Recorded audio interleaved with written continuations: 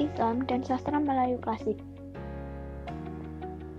Perkenalkan, sebelumnya nama saya Afita Arbasari dari Sastra Indonesia Kelas B Angkatan tahun 2019. Video ini saya buat guna memenuhi tugas akhir semester pada mata kuliah Bahasa Melayu Klasik.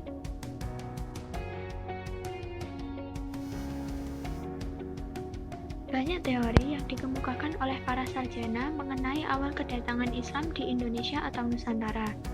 Dalam mengemukakan teorinya, mereka mencoba menelusuri tentang kapan, dari mana, oleh siapa, dan bagaimana Islam datang di Indonesia. Kedatangan dan penyebaran Islam tersebut telah berpengaruh dan bahkan turut memberikan sumbangan besar atas kemajuan di Nusantara. Perkembangan Islam ini juga telah mendorong pertumbuhan berbagai cabang ilmu pengetahuan termasuk kesusastraan Melayu, baik di kalangan masyarakat lapisan atas yaitu istana maupun di kalangan masyarakat lapisan menengah ke bawah yaitu rakyat biasa. Sebagai hasil dari Islamisasi Nusantara yang dilakukan oleh para mubalik, muncul gerakan-gerakan dan institusi Islam di berbagai penjuru Nusantara, baik dalam bentuk komunitas maupun kerajaan yang kuat. Kerajaan-kerajaan tersebut pada masa itu tidak hanya memiliki kemampuan memainkan politik dan mengendalikan perdagangan, melainkan juga telah menjadi pusat-pusat kebudayaan Islam.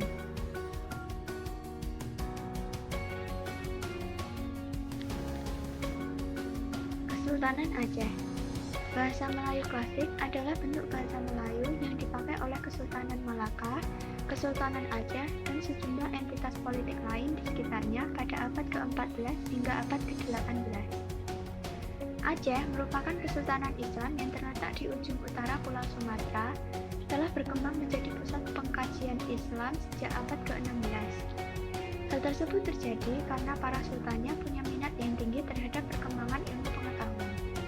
Para penguasa Aceh banyak mendorong para cendekiawan asing untuk menetap, memperdalam, dan mengembangkan ilmu agama Islam di sana.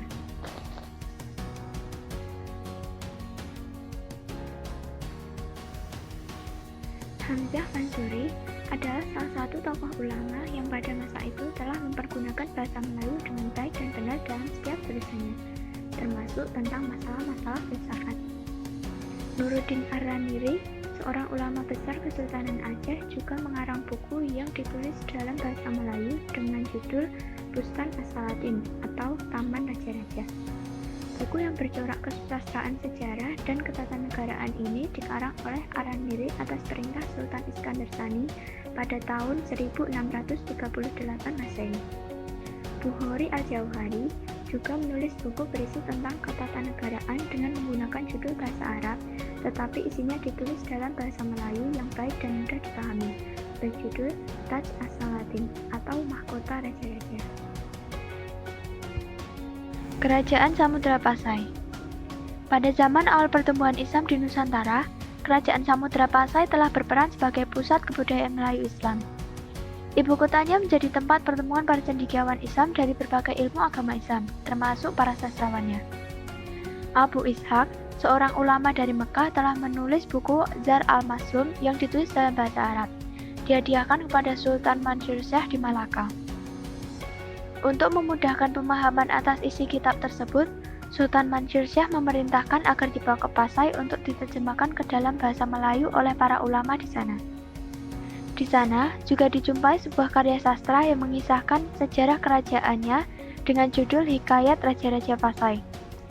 Dengan demikian, maka Pasai dianggap sebagai pusat kebudayaan Melayu awal di Nusantara. Kesultanan Malaka.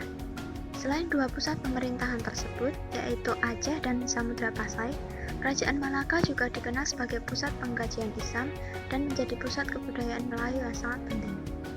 Sebagai pusat penyiaran agama Islam, maka diyakini bahwa penulisan tentang ilmu-ilmu agama Islam maupun karya-karya yang bercorak Islam telah dihasilkan di sana.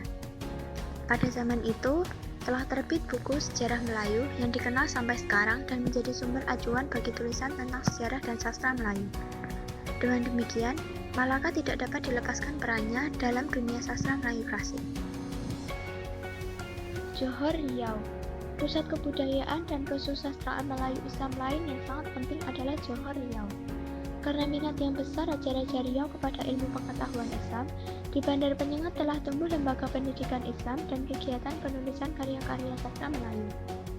Haji Ali Haji yang dikenal sebagai sastrawan telah memberi sumbangan besar. Karyanya yang menyangkut masalah tata bahasa Melayu amat penting artinya dalam menelusuri sejarah bahasa Melayu sebagai cikal bakal bahasa Indonesia dan bahasa Malaysia.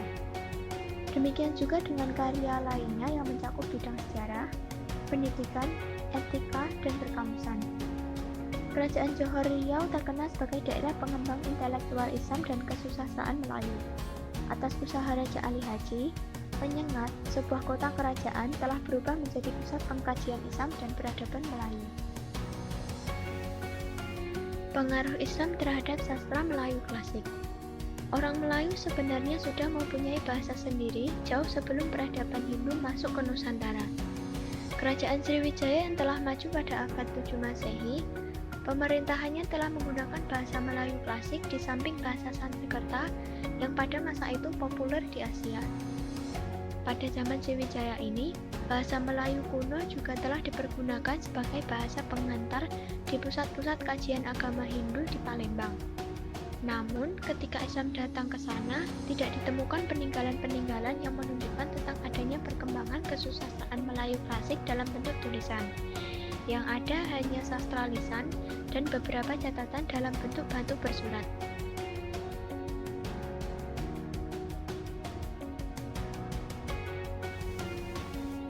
Dengan demikian, dapat disimpulkan bahwa semua hasil kesusastraan Melayu tertulis itu lahir setelah datangnya Islam.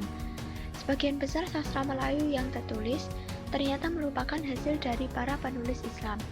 Demikian pula banyak sastra tertulis yang selama ini dianggap ditulis bahasa Hindu, ternyata lahir dan ditulis pada masa Islam.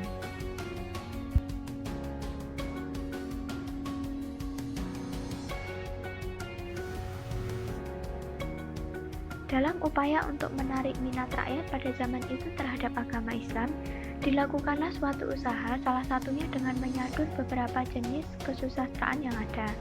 Para pujangga Muslim terdorong untuk mengambil peranan dalam menyusun kembali kesusastraan Hindu ke dalam bahasa Melayu. Penyusunan kembali ini tentunya disesuaikan dengan pemikiran Islam.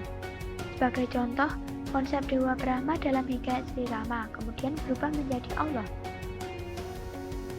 Contoh lain pada serat Ajisaka Angjawi yang diambil dari kesusastraan India. Penyelesaiannya adalah dengan kepercayaan Islam.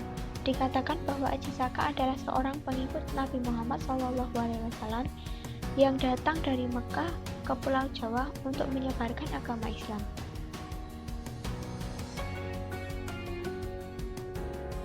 Demikian penjelasan singkat saya mengenai keterkaitan Islam dan sastra Melayu klasik. Terima kasih atas perhatiannya. Sampai jumpa lagi.